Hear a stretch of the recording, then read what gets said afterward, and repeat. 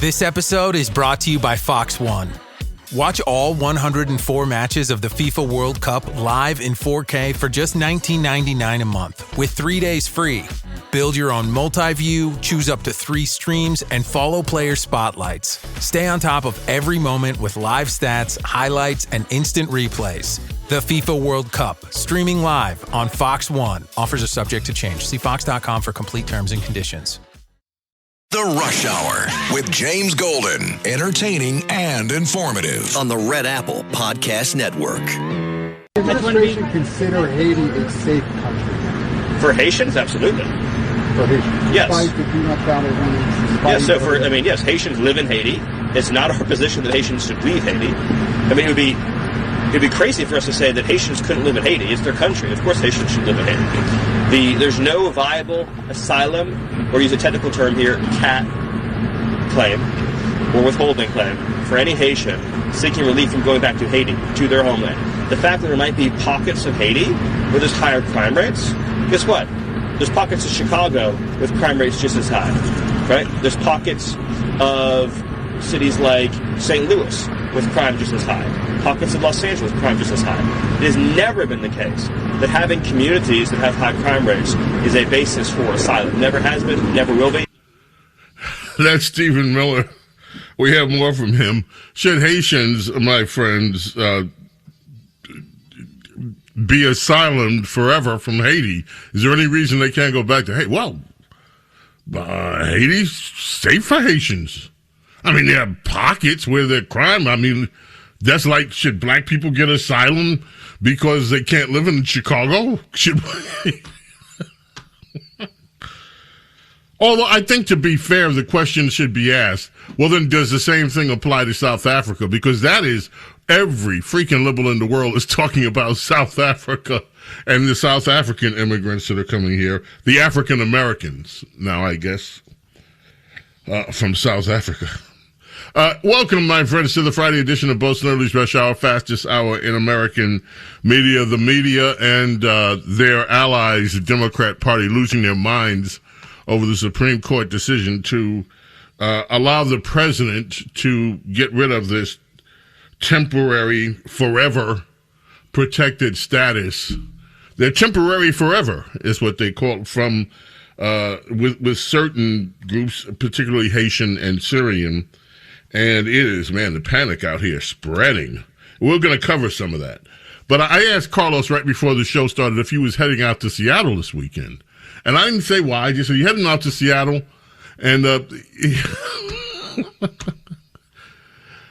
Carlos, why would I be asking you if you're... I mean, everybody's going to Seattle this weekend. Like Egypt plays Iran in during the Pride game of the World Cup. Yeah. Just wait a minute. Just say it again. Just wait a minute. Just say that one line again. The Pride game? Just, yeah. Oh, and who's playing who in the... Who is playing who in the... Oh, Egypt, I think, plays Iran. Yes. In what? Oh, the World Cup that's been taking place for the last, 3 weeks. Yeah, the Pride game. Oh, it's the Pride game, and FIFA announced there can be Pride flags by the fans. I don't know why they had to say that, but they said it. You don't know why they had to say it. With Iran, I might have to become a fan. This spectacle is just too amazing. Egypt and Iran.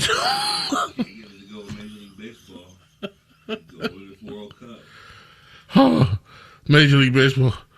They're going to square off in the World Cup Pride match. It's Seattle. And neither team is happy about it. And of all places, Seattle. So, yeah. According to the AP, it's already gotten awkward. Both countries asking for the celebrations that will accompany the game to be canceled. And in Iran, where same-sex relations are illegal and gay men have been executed on sodomy charges, had separately asked that its games be moved out of the United States. FIFA said no. Egypt has arrested and prosecuted gays and lesbians on the basis of vague indecency laws, has cracked down on any outward expressions of pride, especially waving rainbow flags.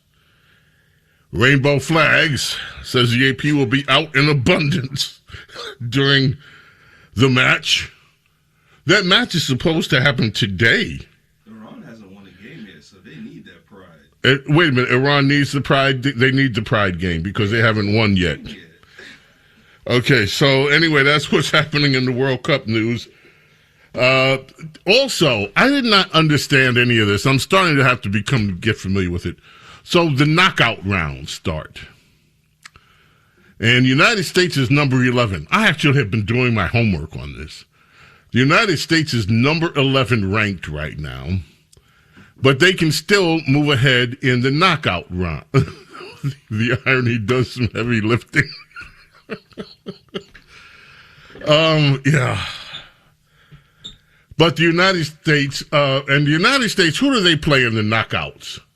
Bosnia. I think that's right, Bosnia-Herzegovina. And then Canada is in the knockouts too, and Canada gets to play somebody fun. And South Africa. Yeah. Wonder if they're going to invite Stephen Miller to... Oh, this World Cup thing is fun. It is fun. I just love to see all these countries that in some cases have... And wait, who beat the United States? Somebody beat the United States. Turkey last night. Turkey. And they're listed as not Turkey. They have some weird name. Not weird name, but it's their name, but I'm never used to seeing it like that. So it looks weird to my eyes is what I should say. The way that they spell Turkey. But apparently, now, if I have this right, if you get, it's knockout round, because if you lose, that's it. You pack up, you go home. You're out. Goodbye. And then after the knockout round, how many teams are going to be left? This is like this bracket thing that I never understand every March when people start talking about it. And then after that, yeah. Top 32. And then, so it's the top 32 teams that play after the knockout round? That's what starts the knockout. That starts the knockout round. So I guess then at the end of that, there'll be 16 left. Mm-hmm. And then they get knocked out. 8 get knocked out. 8 get knocked out from there. Then 4 get knocked out. And then sooner or later, and by the time we get to July, there'll just be 2 19th. Left. Final. And we're going to... I'm gonna actually have to start looking at this stuff. Because this is hysterical. This is hysterical. Okay. And I'm sorry we took so much time on it, given everything else there, but I find it just amazing and amusing at the same time. All right, let's start with the audio roster today, folks. Let's hear from Debbie Wasserman Schultz, who is running. After she found out that she was redistricted, she decided that she didn't want to run in a white district somewhere in Florida, so she picked a bunch of black districts to go look at. And she's running in black districts, like she's the African queen. Majority black districts with a lot of Haitians in them, by the way. And Debbie Wasserman, so yes, where she's running in Florida. So she got ousted from her safe seat in Boca Raton and covers parts of other stuff. So she decided to move to the ghetto. So her seat, remember that gal that got knocked out for all the fraud down there, that Shefrulis, whatever her name is? So she's running for what would be that seat. In, like, let's just face it, in black people land. And she's trying to knock out all the black people that were running like, I'm white, I'm privileged, screw you. Who are you? You're just a black person. I'm running it for the black seat now because I'm Debbie Wasserman Schultz. So, since she's running for the black seat in a heavy Haitian district, she had to immediately put out a video after the Supreme Court ruling. So let's listen to Debbie Wasserman Schultz, cut 7 after the Supreme Court ruling on ending the temporary forever protection status for Haitian and Syrian I am heartbroken and infuriated by the Supreme Court's despicable decision on TPS for Haitians and Syrians. This callous ruling will have devastating implications for 1.3 million TPS recipients who have been targeted by Trump despite abiding by the law and contributing to Florida's economy. Hold it. Stop. Did you hear the number she just said?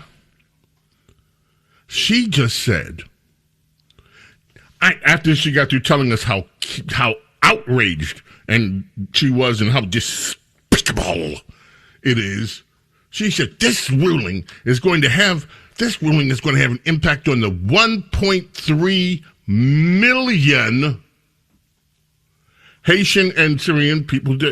Now, here comes the question. Ebonics there, which Debbie won't understand because she doesn't understand Ebonics. I'm going to ask it anyway.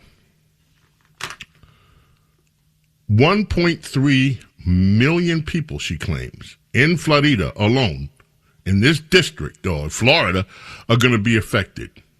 1.3 million. What does that tell you? And where do those 1.3 million live? There's an answer to that question. Many of them live in blue districts. We know this from the composition of those districts and where she's running. Now, this goes to the heart of the matter. 1.3 million people. If 1.3 million people were gone from that district, do you think that the district would be as blue as it is?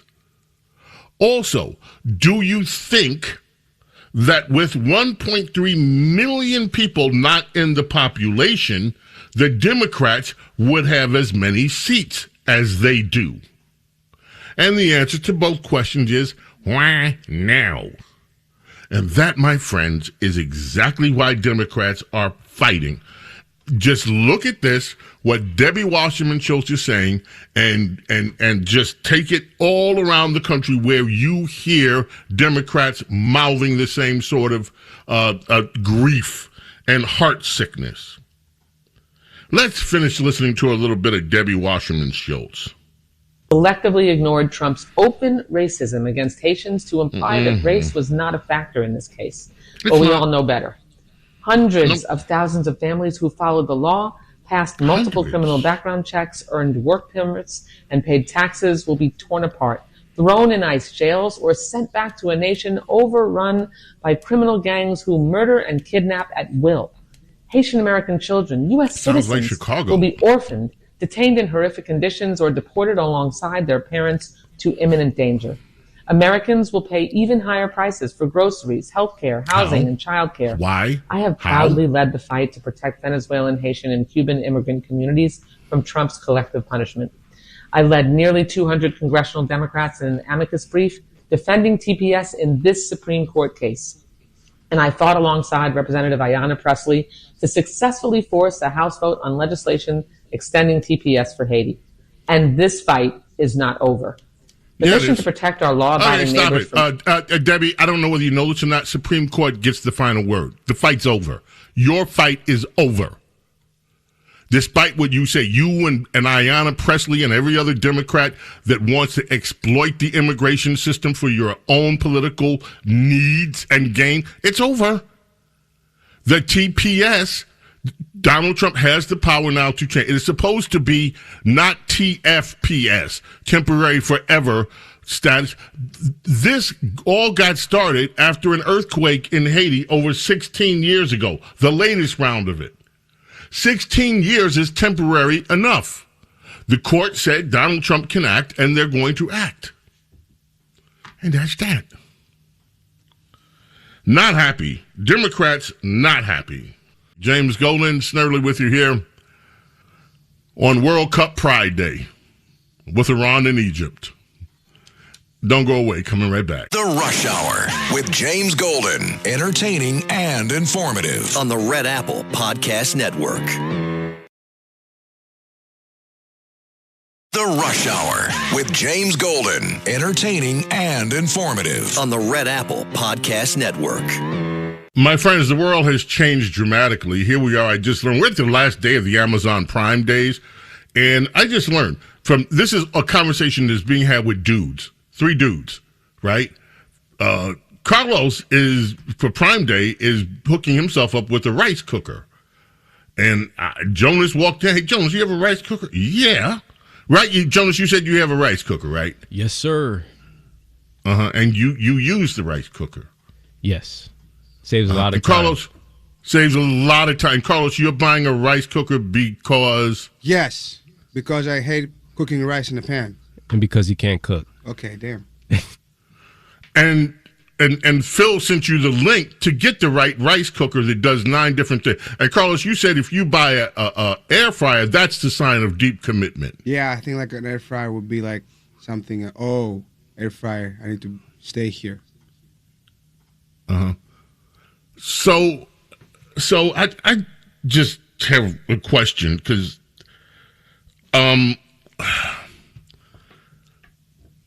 you need a rice cooker. Let me just put it to you like this.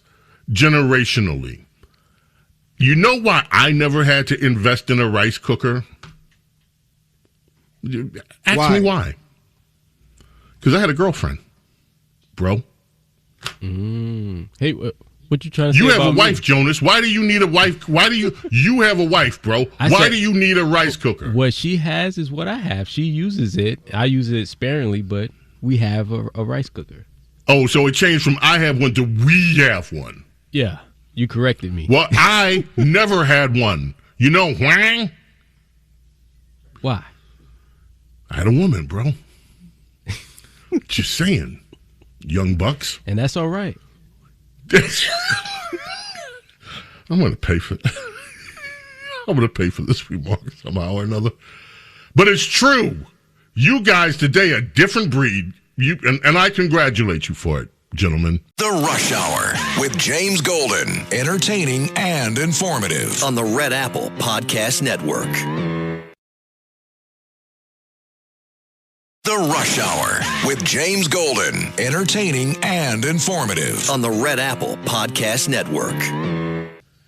James Golden and Snerdley with you here, fastest hour in American media. Let's go to Representative, again, out of Florida. This is that young kid whippersnapper guy, Martin Frost, out of Florida, number 8. And this is the way that he reacted to the Supreme Court ruling on TPS. I have terrible news.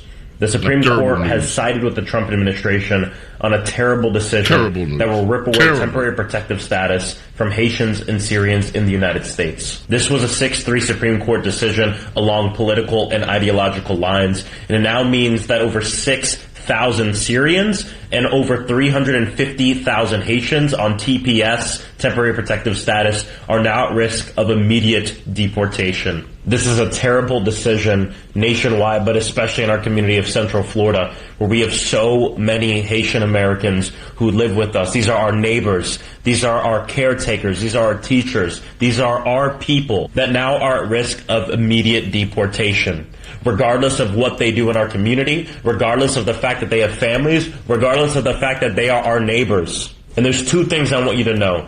The first is that in the House of Representatives, Representative Ayanna Pressley, myself, and a few others pushed the force of vote to protect TPS for Haitians, and we won here in the House of Representatives. We are pushing to have this heard in the Senate, and we need your help to reach out to U.S. senators and say, pass TPS for Haiti so we can protect the over 350,000 of our neighbors that are at risk of immediate deportation. But the second thing is also very immediate, and it's the fact that right now, many people in our own community are asking themselves, what's going to happen?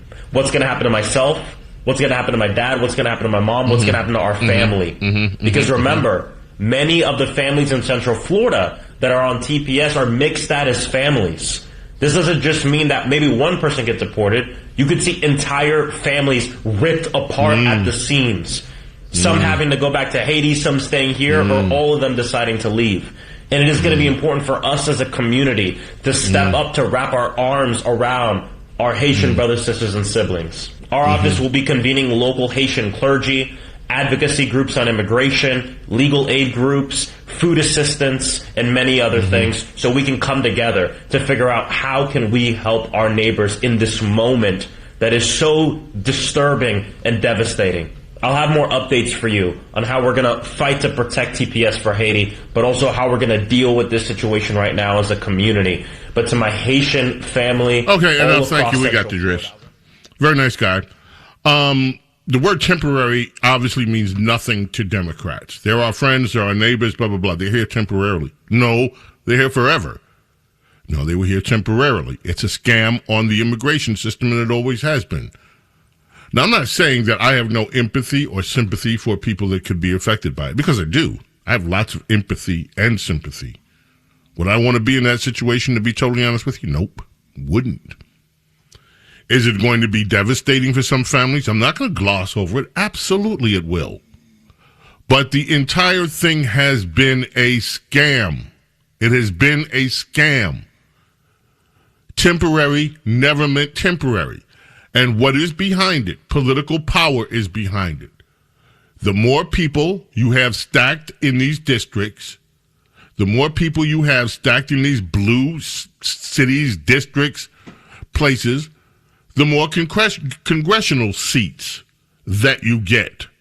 The more congressional seats you get, the more money flows from Washington to these places, and the more electoral college seats are determined by congressional seats.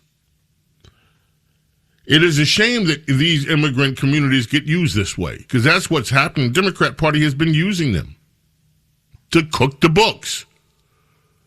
All the time that they've been complaining that Republicans have talked about the browning of America. They keep saying that that was racist to even talk about it.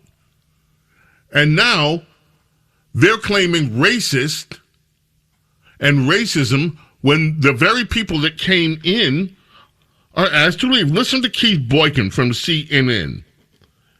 Cut 12.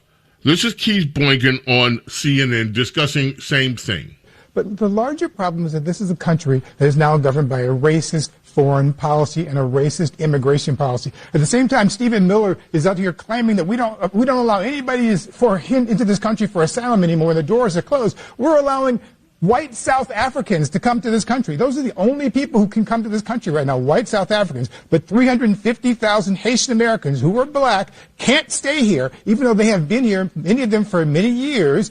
They can't stay here. They're tax-paying people. They are law-abiding people. They are people who actually do jobs and create jobs. They're actually people who are doing jobs that some Americans don't want to do. No, they want the jobs. They just don't want to do it for that wage. Cleaning toilets. They don't want to do it for that wage. In a hotel. And big business, the healthcare industry loves to keep them here. It's modern slave labor. Caroline, you're not the only person at the table. Just a second. I will say.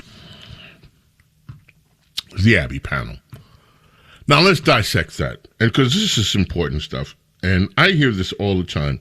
They are racist. You heard Mr. Frost out of Florida say it's racist. You heard Mr. Boykin here say it's racist. And let's, before we leave out of here, also listen to Mayor Mondani from New York, cut 5. But keep this in mind. Everything we're being told that this is racist. It's racist. It's racist. It's racist. Okay? Cut 5. This is Mamdani, Mayor of New York. Boroughs. I think first and foremost, I want to say thank you for coming back to talk with the people. Now, today, as you know, there's a lot on our minds. The thing that comes right to the front of it for me is empathy and solidarity with Haitian and Syrian New Yorkers. We saw today the Supreme Court make a decision that is putting so many people's lives in jeopardy. And I just came back from a rally with 1199 as I stood alongside a number of Haitian New Yorkers who are concerned about what this means for their status in our city. And frankly, this city, the one that we love, is one that has been built by so many from so many different parts of the world. And that includes our Haitian brothers and sisters, our Syrian brothers and sisters. And we stand here ready to be in solidarity with all of those who are concerned by today's decision. And beyond just language of solidarity, actions of solidarity. Now, what that means when it comes to our city is if you are worried about what this means for your status, if you're worried about what this means for your family, I would encourage you to call our Mayor's Office of Immigrant Affairs hotline, and you can do so at 1-800-354-0365. Again, that's 1-800-354-0365. Now, many of you know this is No, you know what? The mayor has given a number for people to call, right? Interesting. If you're concerned. I think we ought to just play that one more time as a public service. Not now. Maybe I'll do it tomorrow as a public service. So that if people are worried, they know who to call. Here's the question that I have.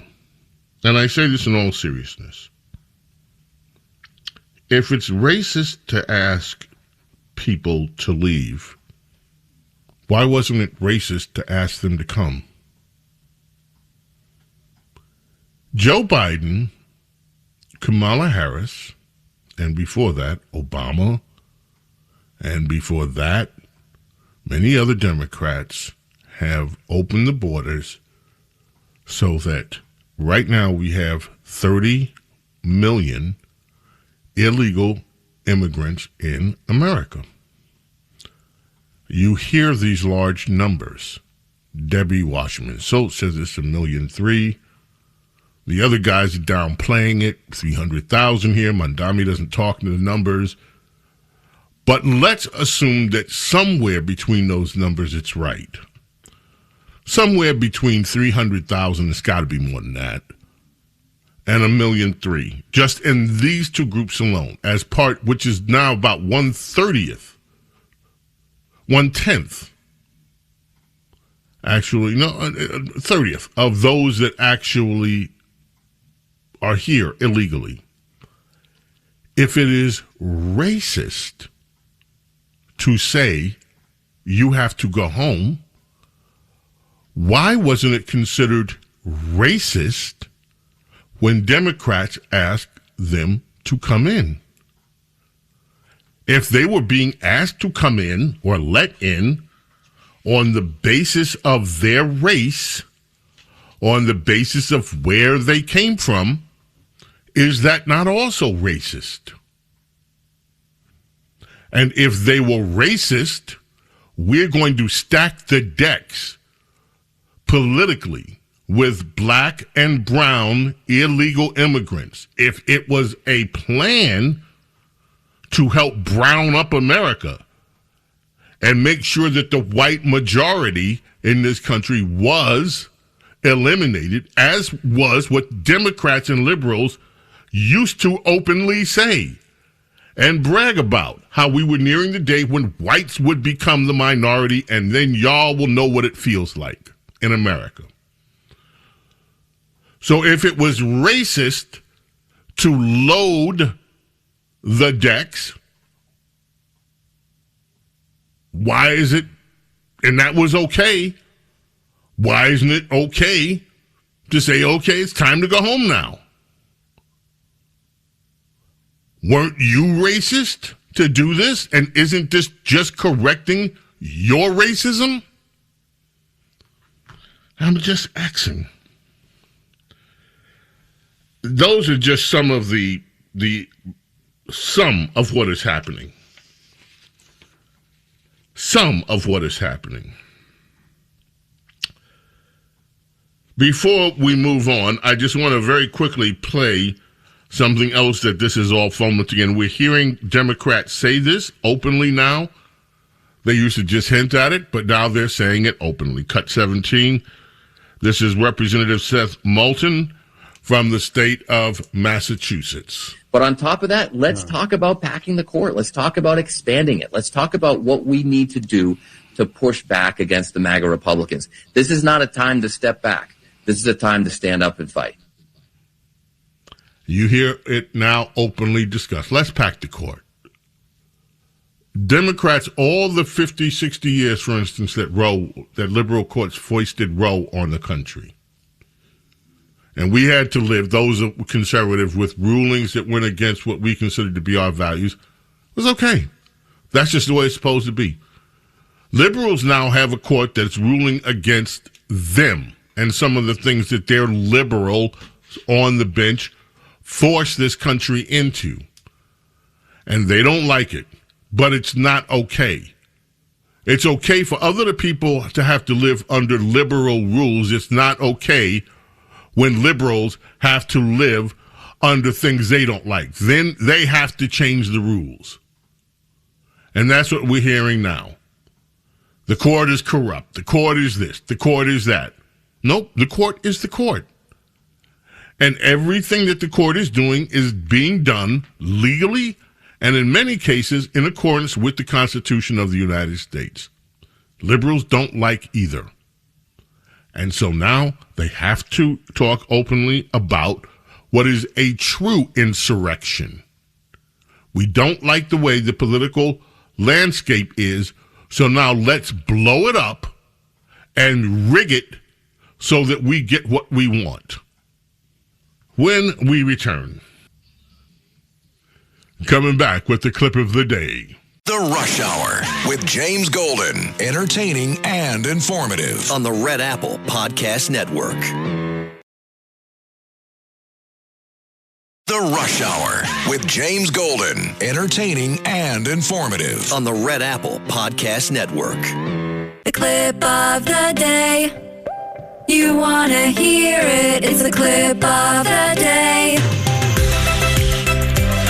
This clip is quite unexpected, ladies and gentlemen. For the clip of today, former Secretary of State, former United States Senator, and former First Lady of the United States, Hillary Rodham Clinton. I'm going to say something positive about Trump. So hold on. Okay. I've got a grip on my chair right now. Trump's 20-point plan for Gaza is actually a pathway to security for Israel, reconstruction for Gaza, and the possibility of self-determination, however defined, for the Palestinians. There are a lot of people who reject it because Trump did it, but it's the only game in town. There's nothing else. I really believe if we took this 20-point plan, which starts with, the disarmament of Hamas, a huge, important step yet to be accomplished, but took all of the 20 points so that it wasn't just disarm Hamas and maybe do some reconstruction and, build some hotels, resorts on the coast. But if you really took the whole approach that is embodied in that 20-point plan, and I know there are people who are working to try to move forward on that, there is a glimmer of a possible path forward. Wow. Hillary Clinton actually saying something Donald Trump did is the only game in town. It makes sense. Of course, she's tempering her remarks, given the audience, but still, we have not heard much of that during the entire Trump administration, especially when it comes and members of her own party. You look at what has just happened in New York and who was elected and on what premise and who was thrown out and what premise. And here's Hillary Clinton basically saying, hey, the Trump plan for Gaza is the only thing that makes sense at this point. It's the only game in town on this. It's pretty remarkable. Well, we have to prepare to go. 1940, on this day, Billy Davis Jr. was born. He and his wife are still together, Marilyn McCoo. They have, of course, as a duet, a very successful recording career. Before that, they were both, and their romance began when they were both part of the Fifth Dimension. So, a very, very happy birthday. And when you hear them talk about their relationship, they are totally faith-centered with each other. It's a spiritual union as well as a musical union. And they are a couple to be admired in this business. Anyway, my friends have to go. May God bless and protect each and every single one of you, your families, your loved ones. Love and gratitude for your being here today and allowing me to be with you. God willing, back tomorrow. We have so much. If we're here with the Saturday morning extravaganza beginning at 7 a.m., including a chance to catch up again with Princess Di. So, in the meantime, let me just bid you adieu. Have a great Friday evening. Hopefully we'll see you in the morning. Bye. Thanks for listening to Bo Snerdley's Rush Hour. You can hear Bo Snerdley's Rush Hour weekdays at 4 on 77 WABC. If you like the podcast, share it with your friends and listen anytime at WABCRadio.com and download the WABC Radio app. Hit that subscribe button on all major podcast platforms. Plus, follow WABC on social on Instagram, TikTok, Facebook, and X. See you next time for a new episode so you never have to wonder. What the heck is going on here?